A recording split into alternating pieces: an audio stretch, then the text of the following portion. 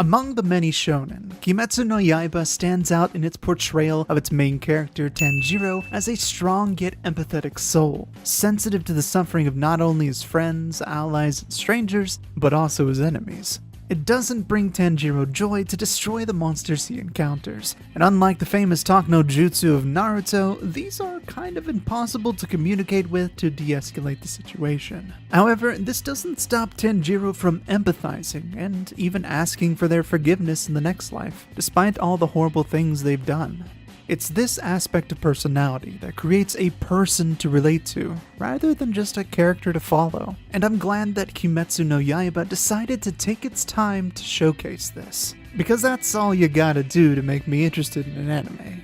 Take your time, grow characters naturally. Show me what they do, rather than just telling me what happens off screen. As such, watching this anime, I found myself impressed with its choice of pacing, not only in character, but also world building and dialogue as well, choosing to have the quiet moments of introspection that so many shonen adaptations are denied in favor of high-paced action or slice-of-life comedy. No, Kimetsu no Yaiba instead sets out to create a world unique in its flavor, a time not often investigated by anime within the Taisho era of Japan.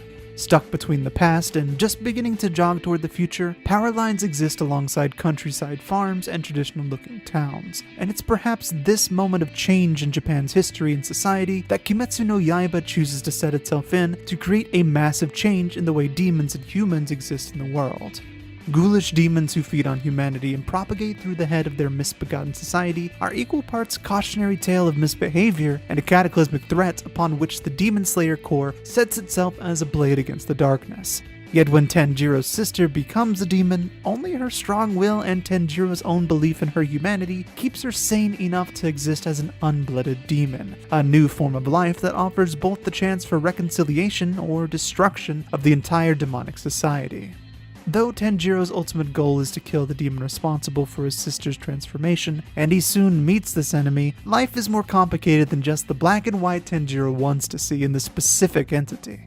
Throughout his journey, we've seen him be understanding of how the demons he slayed came to their situation through empathy with his own sister's affliction. But despite this maturity and understanding, he cannot separate his need for revenge of his family's death and the saving of his sister from the man he sees before him beside a wife and holding a child. So paralyzed by his warring emotions, Tanjiro is unable to come to terms with these two contradicting ideas, his very nature becoming a weakness long enough for this villain to create a new demon as a distraction, showing that despite the seemingly placid exterior, this monster is just as cruel a creature on the inside as Tanjiro believes. While this moment is necessary for the story to continue without coming to an abrupt conclusion, it also creates room for growth in our main character who has become so mature in the 2 years since losing his family.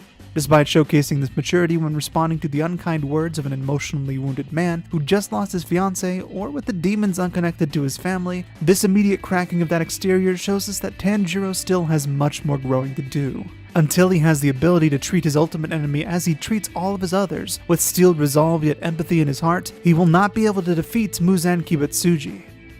Tanjiro is a hard-working, patient soul, a person who we see grow physically through his trials under his teacher Urokadaki. And while these episodes devoted to that growth were important to display to the viewer how he's grown powerful enough to match a demon's speed and strength with his own wits and physicality, his mental journey is one we will see continue to play out over the course of the show's runtime, with, I think, as poignant and evidenced an arc as we've seen so far. Of course, there's only one way to find that out. So, let's keep watching, shall we?